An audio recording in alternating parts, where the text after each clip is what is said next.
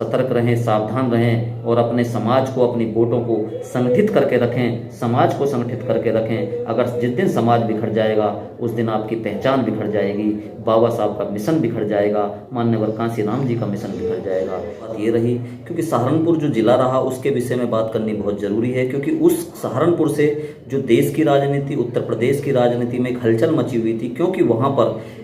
एक सब्बीरपुर कांड हुआ था और उस सब्बीरपुर कांड के बाद एक भीम आर्मी नाम का संगठन समाज के बीच में आया था, लोगों के बीच में आया था। उसी भीम आर्मी से जब सब्बीरपुर कांड के बाद उसके जो मुखिया थे चंद्रशेखर रावण जेल गए और करीब 15 माह जेल में रहने के बाद वो बाहर निकल कर आए। लेकिन बाहर निकलने के बाद वो सब्बीरपुर कांड के जो पीड़ित लोग थे, जिनके घर जलाए गए थे, जो मारे गए थे, उनके घर पर वो नहीं गए और भीम आर्मी के नाम पे दिल्ली के अंदर जो फंड इकट्ठा हुआ था, जो मोटा रुपया इकट्ठा हुआ था समाज के लिए, उन पीड़ितों के लिए, वो उनको नहीं दिया गया। उसका विशेष ये रहा कि जो उसके बाद इन्होंने जो समाज को भावनात्मक रूप से जोड़ के, मैं ये बताना चाहता हूँ कि जो समाज है, जो बहुजन समाज है, उसमें जो जातियाँ हैं, जो लोग हैं, जो गरीब तबके के लोग हैं, वो कहीं ना कहीं भावनात्मक रूप से जुड़ जाते हैं और भावनात्मक रूप से जल्दी से जुड़ करके वो कहीं ना कहीं बहक जाते हैं। लेकिन वो समाज, बहुजन समाज के जो लोग हैं वो इतने समझदार जरूर हैं, भावनात्मक रूप से बहने के बाद कुछ समय बाद वो उसी पायदान पर लौट के आते हैं जहां उनको आना चाहिए, लेकिन तब तक समाज का बहुत बड़ा नुकसान हो गया होता है। जैसा इस भीम आर्मी के बाद हुआ। भीम आर्मी के गठन के बाद जो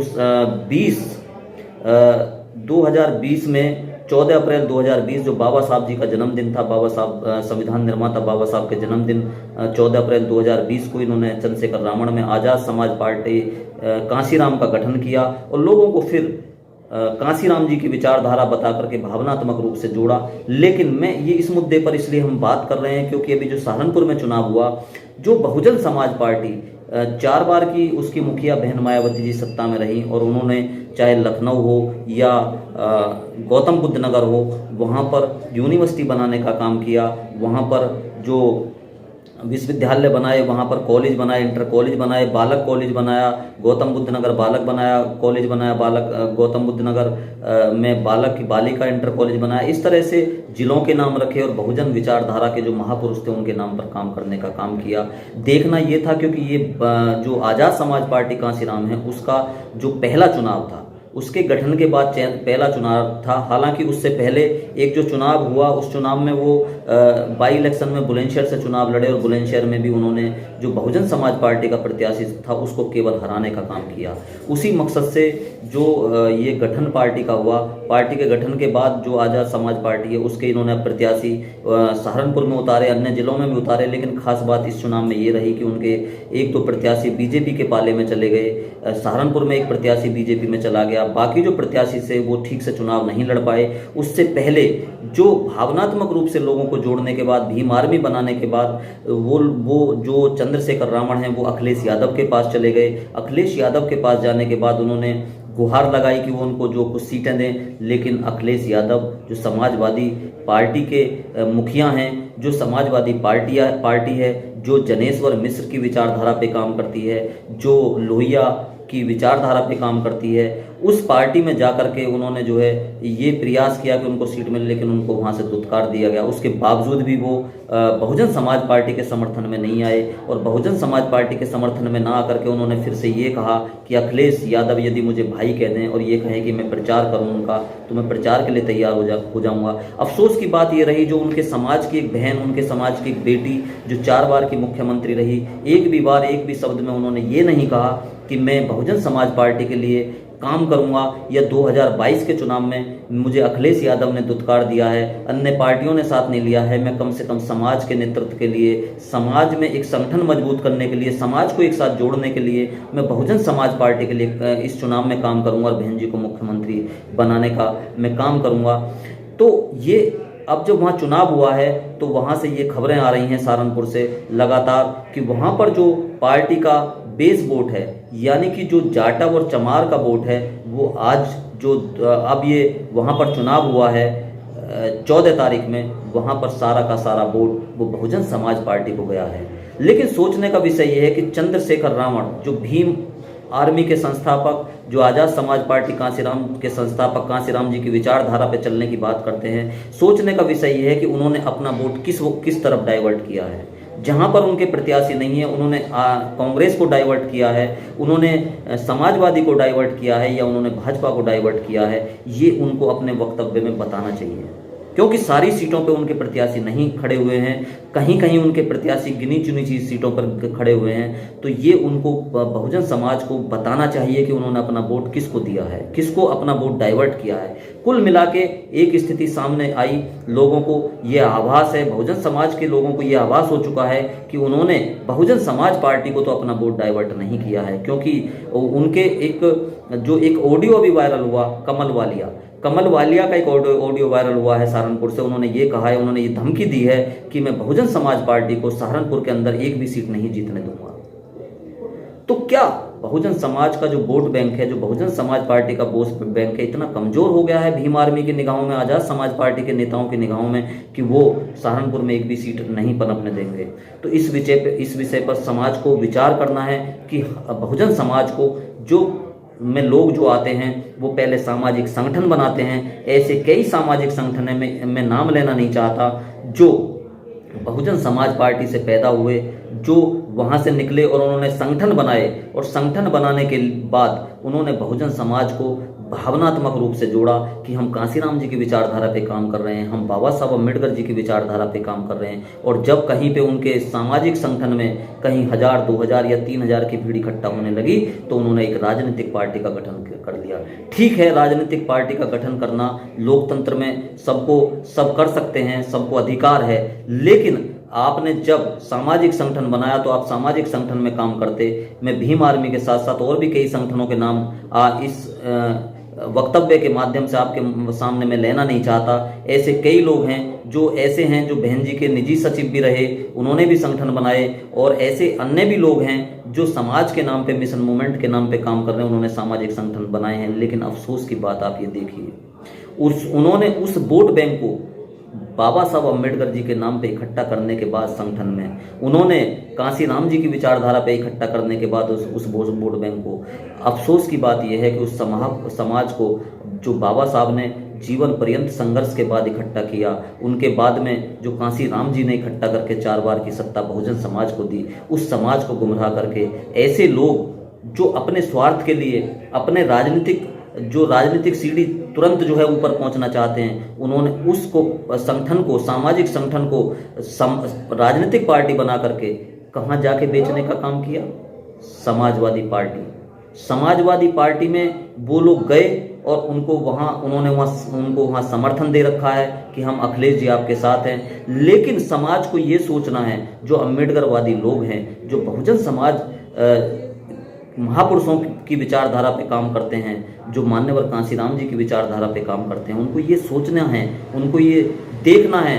कि क्या जिन्होंने समाजवादी पार्टी को समर्थन दिया है, जो सामाजिक संगठन जिन्होंने पहले बनाए, फिर राजनीतिक संगठन बनाए, क्या वो समाजवादी पार्टी लोहियावादी विचारधारा से हट जाएगी?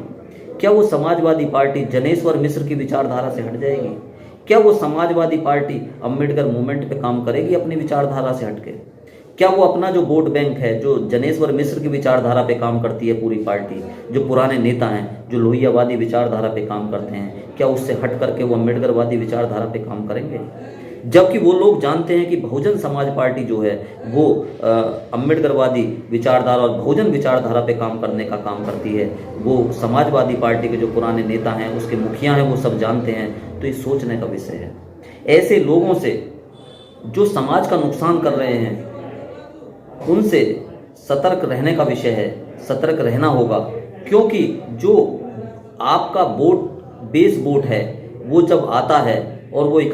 कहीं इकट्ठा होता है, तो उसकी कहीं ना कहीं, अगर आपका प्रत्याशी जीतता भी नहीं है तो उसकी गिनती होती है। उसकी हर चुनाव के बाद ये गिनती होती है कि उस बहुजन समाज पार्टी का जो वोट बैंक है, जो उसका बेस वोट है, जो उसका समाज है, वो आज तक भी कहीं हिला नहीं है, वो एक जगह है।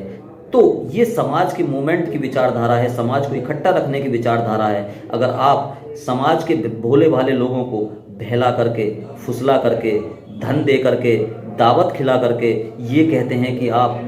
अखिलेश यादव को वोट दीजिए, आप रालोद को वोट दीजिए, वो अम्बेडकरी विचारधारा पे काम कर रही है। तो आप, क्योंकि आप सभी लोग बुद्धिजीवी हैं जो इस चैनल के माध्यम से आप सुन पा रहे हैं, आप लोगों को विचार करना होगा कि जो बहुजन मूवमेंट की विचारधारा ना जाने इसमें कितने हमारे बुजुर्गों ने अपना खून पसीना लगा दिया, अपने बच्चों को नहीं देखा, और उन्होंने बिना लोभ लालच के बहुजन समाज पार्टी में भी कोई पद नहीं लिया, उसके बावजूद उन्होंने इस संगठन को खड़ा करने का काम किया। ऐसे नेता, बहुत सारे नेता जिन्होंने पहले अब बामसेब बनाई, फिर बामन मेश्राम जैसे लोग आए, उन्होंने बामसेब भी बनाई है, और बामसेब बना करके उन्होंने फिर भारत मुक्ति मोर्चा पार्टी बनाने का काम किया है। इस तरह से ऐसी कई पार्टियां हैं जिन्होंने अखिलेश यादव के सामने जाकर वो शरणागत हो गए हैं, उनके चरणों में चले गए हैं, और वो कहते हैं कि हम आपको इतना वोट दिलवाएंगे और इतना वोट दिलवाने के बाद आप हमें क्या दोगे। तो इस पे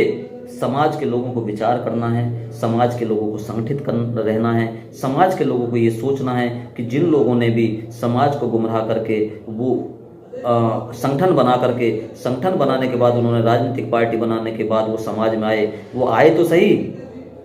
चंद्रशेखर रावण जैसे लोग जिन्होंने युवाओं को बहलाने का, फुसलाने का काम किया, उन पर मुकदमे लगवाने का काम किया। अफसोस की बात ये रही कि उन्होंने ना तो आर्थिक रूप से ना ही न्यायिक रूप से उन सहारनपुर के उन युवाओं की मदद की, उन बच्चों की मदद की जिनकी मदद उनको करनी चाहिए थी। तो ऐसे लोग अपने स्वार्थ के लिए नेता बनने के चक्कर में, बड़ा नेता बनने के चक्कर में, चाहे उन्हें 1 सीट दे दो, 2 सीट दे दो, विधायक बना दो, उन्हें किसी तरह मंत्री बना दो, इस लालच में वो आए तो सही, एक उबाल की तरह आए, एक गुब्बारे की तरह आए, ऊपर को उबाल आया, थोड़ा सा उबाल आने के बाद वो फिर नीचे चले गए। ये सहारनपुर की जनता ने बताने का काम किया है। जो सेकंड फेज का चुनाव हुआ वहाँ के लोगों ने बताने का काम किया है। वहाँ से पता लग रहा है, उन सीटों से पता लग रहा है कि बहुजन समाज पार्टी, वो बहुजन समाज पार्टी जिसके साथ ना तो इलेक्ट्रॉनिक मीडिया है, न इस देश का इलेक्ट्रॉनिक मीडिया है, ना इस देश का प्रिंट मीडिया है, इस देश के मनुवादी बहुजन समाज पार्टी के खिलाफ हैं। इस देश में रहने वाले जितने भी लोग हैं, जितनी भी पार्टियां हैं, वो सब बहुजन समाज पार्टी के खिलाफ हैं। उसके बाद बहुजन समाज पार्टी की मुखिया बहन मायावती बहुत ही साइलेंट मूड में, बहुत ही तरीके से इतना जबरदस्त चुनाव वो बहुजन समाज पार्टी को लड़ा रही हैं। बहुजन समाज पार्टी के प्रत्येक कैंडिडेट प्रत्येक विधानसभा पर बहुत मजबूती के साथ फाइट में लड़ रहा है। तो ऐसे लोगों से सतर्क रहने की जरूरत है जो आज अम्बेडकर मूवमेंट को लोहिया मूवमेंट से और जनेश्वर मिश्र की विचारधारा से जो उनके साथ लगा करके ये दिखाने का, ये गुमराह करने का, लोगों को, अपने समाज के लोगों को ये बताने का प्रयास कर रहे हैं कि अम्बेडकरवादी अखिलेश हो गए हैं। वो अम्बेडकरवादी कैसे हो जाएंगे जिन्होंने लखनऊ के अंदर बाबा साहब अम्बेडकर के नाम से बने पार्क को नाम बदल करके जनेश्वर मिश्र के नाम पर उस पार्क का नाम रख दिया, जिन्होंने आरक्षण में डिमोशन कर दिया, जिन्होंने अपनी सरकार में किसी का भी SC ST का कोई लाभ नहीं किया, तो वो कैसे अम्बेडकरवादी हो जाएंगे? कैसे वो अपनी जो विचारधारा है, पार्टी की विचारधारा है, कैसे उस विचारधारा को छोड़ देंगे? ये आप लोगों को सोचने का विषय है कि वो कैसे अपनी, तो ऐसे सामाजिक संगठनों से, जिन्होंने सामाजिक संगठन बनाए और फिर वो पार्टियां बना रहे हैं, ऐसे लोगों से सतर्क रहने की जरूरत है और बहुजन समाज पार्टी को मजबूत करने की जरूरत है। जब तक आपका वोट बैंक जीवित है, जब तक आपका संगठन जीवित है, उसकी पहचान चाहे इलेक्ट्रॉनिक मीडिया हो या पूरे मनुवादी संगठन हो, मनुवादी पार्टियां हो, उसका सभी आकलन करती हैं। तो इस पे आप विचार करें और मजबूती के साथ समाज ने संगठित होकर पहले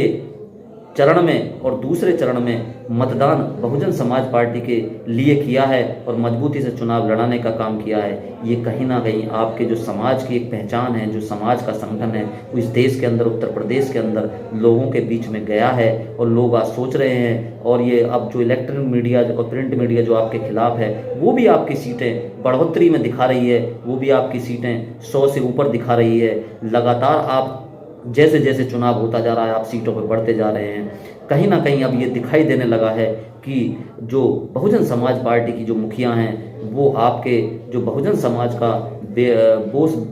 बेस वोट है, उसके सहारे और सर्व समाज की जातियों की वोटों को लेकर के वो सत्ता में आने वाली हैं और वो 5वीं बार बहन मायावती मुख्यमंत्री इस उत्तर प्रदेश की बनने वाली हैं। इसी के साथ आप सतर्क रहें, सावधान रहें और अपने समाज को, अपनी वोटों को संगठित करके रखें, समाज को संगठित करके रखें। अगर जिस दिन समाज बिखर जाएगा उस दिन आपकी पहचान बिखर जाएगी, बाबा साहब का मिशन बिखर जाएगा, मान्यवर कांशीराम जी का मिशन बिखर जाएगा। सभी को नमो बुद्धाय, जय भीम।